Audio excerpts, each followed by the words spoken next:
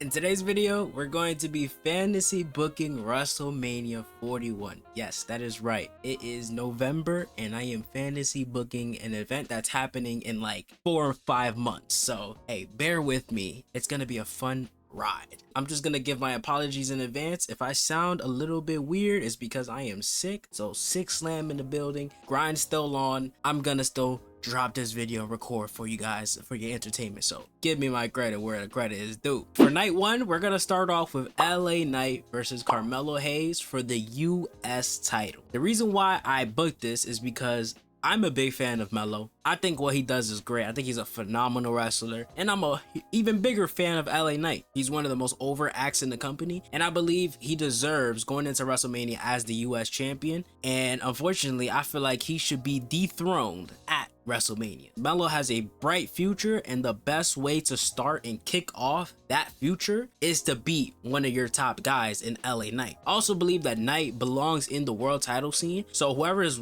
wearing the belt by the end of that event, LA Knight should be one of the first people to go after them. And yeah, I think he's ready for the world title opportunity, and I think Melo is ready for a mid-card title opportunity, and we could see if he could carry the mid-card division down there at SmackDown. I feel like that division deserves a young bright star in Melo, and that's why I believe that should start off WrestleMania. Kick it off on a great start. For the second match, I got the War Raiders versus the Creed Brothers for the World Tag Team titles. I think that's what the Raw version is, the World Tag titles. I'm not sure. The Raw Tag titles. Now, the reason why I put this here is because I'm a big fan of Creed Brothers, and I am a big fan of the War Raiders. I think the War Raiders are going to defeat the Judgment Day in the next couple of weeks, but like I said, this is not a predictions video. This is a fantasy booking video, so it's what I want to see. And I want to see the War Raiders versus the Creed Brothers, because that sounds like a war. Like, no pun intended, that sounds like a war. That sounds like something that I would really enjoy. Hard-hitting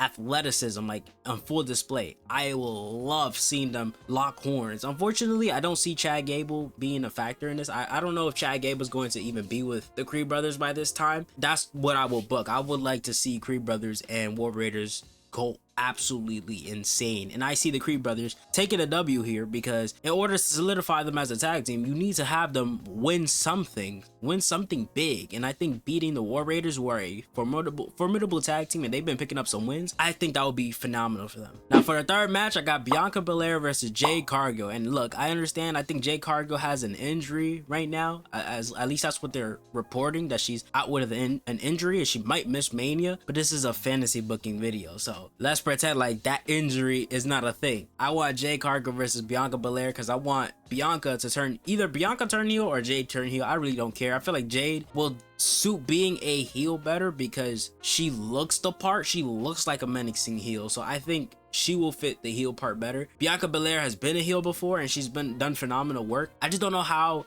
you will make a dynamic with Jade Cargill as the baby face when she looks menacing, she looks strong, she looks badass. How would you build up like a Candice LeRae versus a Jade Cargill, like a Candice as being the heel and then Jade being the face? I just don't know how that dynamic would work. So I'd rather Jade Cargill be heel, but it looks like we're heading towards the route of Bianca being heel, and I'm not mad at that. I love that too. I like Bianca as a heel, so I want Bianca versus Jade, and I will have Jade coming out with a W, because that will solidify her status within the company, her status within the pecking order, and that will be a great first start for WrestleMania in terms of Jade Cargill's record. For the fourth match, we got Rhea Ripley versus Io Sky for the women's world title. I've been clamoring, I don't know if that's the right word, for Rhea Ripley to face Io Sky for so long, and I feel like this will be the perfect opportunity. Io Sky coming to Mania for the second year in a row, big title opportunity, and I don't know who comes out of the W with this one, because my thing with Rhea is she never had formidable talent facing her, and then whenever she did, it was like she was booked like Superman, and everybody else was booked like fucking, I don't know, somebody who's inferior. It didn't lead to a good title reign. But the reason why I have Rhea Ripley as the world champion going into this Mania is because I think they're gonna run back Rhea versus Liv. I think that's where they're gonna go. Yeah, I'm just gonna book around that. So I believe Rhea's gonna be a world champion going into Mania, and I believe Io Sky is going to be the person to take the title off of Rhea Ripley. I'm conflicted with that one. I don't want Rhea to have another long world title reign because she's proven, well, it's not her fault. The booking has proven to not do her justice. I would like another world title reign from Io Sky, but this time booked a little bit better. For the co-main event, and I know there's gonna be some people hating on this one, but it's my fantasy booking video. CM Punk versus Seth Rollins. The reason why this is not main eventing is because of the match that I have main eventing is gonna justify it, but we'll get to that soon. CM Punk versus Seth Rollins sells out any arena that you put them in. Like, it doesn't matter where, what, when. CM Punk versus Seth Rollins most of the time would main event, but in this instance, is gonna co-main event. CM Punk is in the War Games team with Roman Reigns. Seth Rollins is not gonna like that. Even though Seth Rollins said he'll, no matter what it is, he's not going to team up with Roman's team. CM Punk was the first person to say, oh, if he's not gonna team up, I want to team up. Let me take that opportunity. Seth Rollins is not gonna be too keen on that. And there's gonna be, it's like little things like this that builds up to this story that gives it more layers. And we still haven't explored that rivalry yet because, you know, when we were going to get it, last Mania, was it last Mania? Yeah, when we were gonna get it last Mania, CM Punk got injured, unfortunately. Now we have the opportunity to revisit that, and we have even more gas than we had before. So CM Punk versus Seth Rollins is gonna be perfect in this spot, and I'll let them go all out. It's not gonna be for no world title. I just have them singles match. I feel like that they're perfect. Just singles match, two competitors going crazy. Seth Rollins one of the best. CM Punk's one of the best. Let them go crazy. Now for the main event of night one, I got John Cena versus Gunther. Now this is the reason why that match was a co-main event, because I would want Cena to have his farewell tour start off on a great note. I would want Cena to have his last main event at WrestleMania. I think CM Punk, he's such a big talent that he could warrant having a main event on the next year's card. But this year, the way I'm fantasy booking, it's too big to have him on the main event. I'm sorry, it's just, I can't have Cena under that.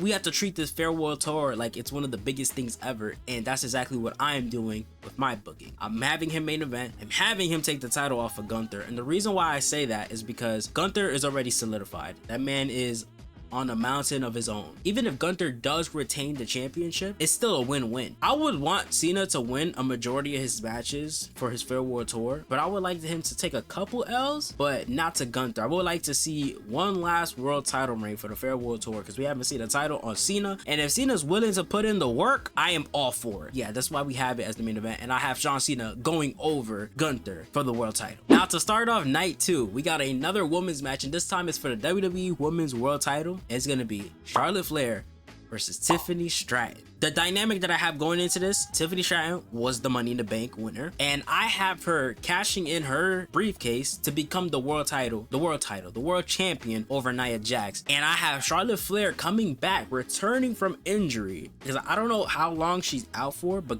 once again, it's a fantasy booking, so it doesn't matter. I have her coming back, having a shocking return at like the Royal Rumble or something. We set some angle up around that time. I don't have Charlotte winning the Royal Rumble. We set up like an angle around there, and we have Charlotte end up using her powers behind stage, her backstage politics, win some type of #1 contender match, or just demand it, and then she faces Tiffany Stratton for the opener of WrestleMania Night 2. I need something to solidify Tiffany Stratton's run as the WWE World Champion, well, WWE Women's Champion, and this will be a great start. Even if she's like the first or second defense of the title reign, I would love it. It will do Tiffany Stratton so much wonders. Charlotte doesn't need this win. Tiffany does. For the second match, I got the Motor City Machine Guns versus the Street Profits, and I know this seems like random out of left field, but here's my reasoning. I have the Street Profits turning heel sometime soon, going full out, like not just all pushing and because I'm frustrated I'm acting like, no, full on heels, and I would like them to take the titles off of Motor City Machine Guns. Chris Sabin and Alex Shelley, they are hoopers, absolute hoopers of the game, but one of the best tag teams in the world. I don't see them having a long title reign, because for tag team titles, I don't like year-long title reigns. I don't like that stuff for tag team titles. I feel like we should have regularly change, like every 3 or 4 months. We should have regularly changed champions. I feel like that should be the same thing for every other title, so we can have different variety. And I think Street Profits are fun enough to get another tag team title reign. We haven't had it in a while, and I feel like they are due for another title reign, another title run. And I'm a fan. I'm just a fan of Street Profits, and I think they will absolutely tear the house down, and Street Profits going over will do so much business for them, so much good business. For the third match, we got Sheamus versus Braun Breaker. I got Sheamus going over. It's for the IC title, by the way. I got Sheamus going over. The reason why is because obviously Sheamus has never won the IC title in his life, in his career, as he's been in the company for how long? Like 12 years, 13 years. I may be getting the numbers wrong, or he may have been in the company longer than that. I have no clue. He has been in the company. He's been in the company for like 14 years, 15 years. That's insane. He deserves that run. He didn't get it in Mania 39. He didn't even have a spot in Mania 40. I think that Mania 41 has to be the time that we get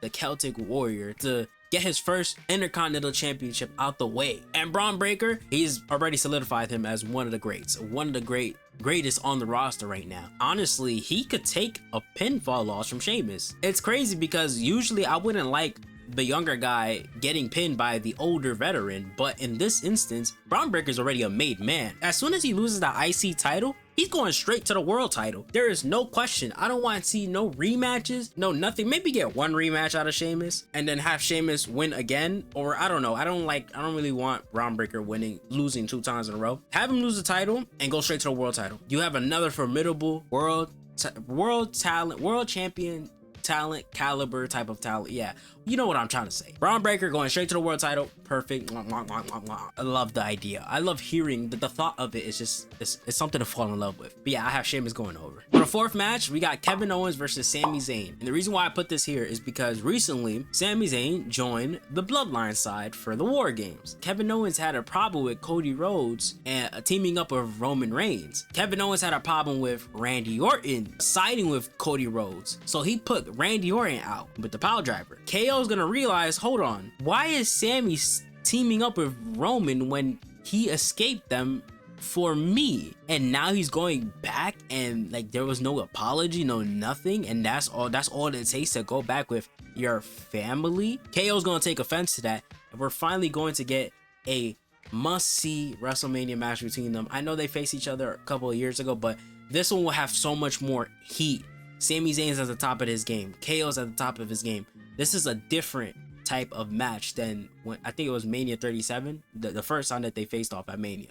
This is a different type of feel. This is a different type of vibe. KO versus Sami, please feed it to me. Mania 41. You need to book it, Hunter. For the next match, we got the Usos versus the New Bloodline. And I know you're probably wondering, who from the New Bloodline are you going to book? I got Jacob Fatu and Solo Sikoa. The Tongans, I'm gonna be honest, they are not going to cut it for Mania, for a Mania match. I haven't seen anything that impresses me from them, like in tag team action on SmackDown. Like even in the ladder match when they lost the titles, they didn't really do anything special. So I'm not too interested in that. And I feel like the main story is Jey Uso and Jimmy Uso getting revenge on Solo Sikoa and Jacob Fatu. Anyway, they have more star power. That's just how it is. If we're not going for that, we could switch. We could put Tongas versus the Usos. At the end of the day, it's still the same story, but I think it hits more when Jey Uso and Jimmy Uso are fighting against their younger brother Solo Sikoa. It just hits so much more. And then Jacob Fatu outshines everybody in the star power department. So Fatu having a WrestleMania moment in his first year of WWE will be phenomenal. And I think that he deserves that spot. He's been absolutely kicking ass. And I think Solo Sikoa deserves that spot as well. He's been improving on all scales. I think this will be a great match, for a great dramatic match. For the co-main event, we got Randy Orton versus Cody Rhodes for the WWE title. Now, I know you're thinking, why didn't you put Kevin Owens versus Randy Orton? Randy Orton got to get his revenge. You see, my logic behind this one is that Randy Orton's going to come back from injury, and he's going to take into play what Kevin Owens just said recently, where he said that all of this was Cody Rhodes' fault. He's going to think about this. He's going to be like, hold on. Now that I think about it, I sided with somebody who sided with another person who took me out of action for like about 2 years.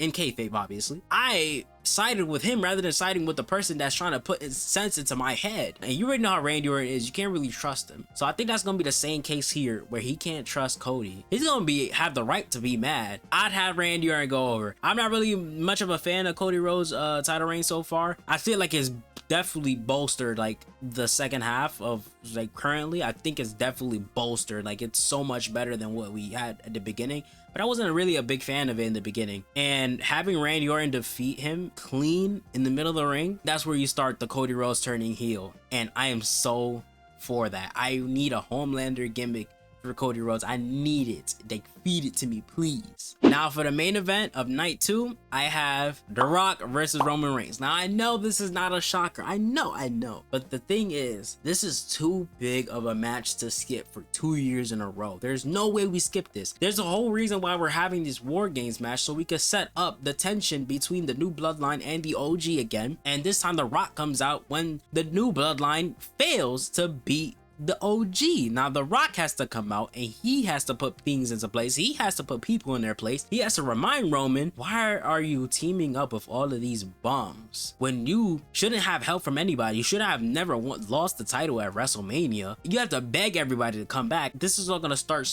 a big war. I don't know if there's gonna be interferences on the outside. It probably will, like the Usos and Jacob Fatu and all, but there's probably gonna be interference on the outside, but we just need it. This is basically like John Cena versus The Rock all over again, but this time it's family versus family, and it just hits so much harder. Like, the story is there. The road to WrestleMania will sound so sweet, and I think this list that I have, that I presented to you, I think this will warrant being one of the greatest WrestleManias of all time. I forgot about the US Women's title match. I'm gonna add 2 more matches. All right, so we're gonna have Candice LeRae, Naomi, Bayley, Chelsea Green. Fuck it, put them in a fatal 4-way match for the US Women's title. Bring some importance to that. Have them have a great match. And then for the IC Women's title side, we're gonna add Lyra Valkyria, Dakota Kai, Kairi Sane, I guess, and Liv Morgan. Let's put Liv Morgan in there. Shayna Baszler and Zoe Stark. Put them 6 in a ladder match. I don't know. Just that's the random booking, and that's my problem with. I got a video cooking up for that one. I'm not really too big a fan of the mid-card division having 2 titles. Anyways, I hope you all enjoyed the video. Make sure you drop a like, make sure you subscribe, make sure you comment, make sure you share the video. I love you all. I'm gonna see you in the next one. I'm out of here.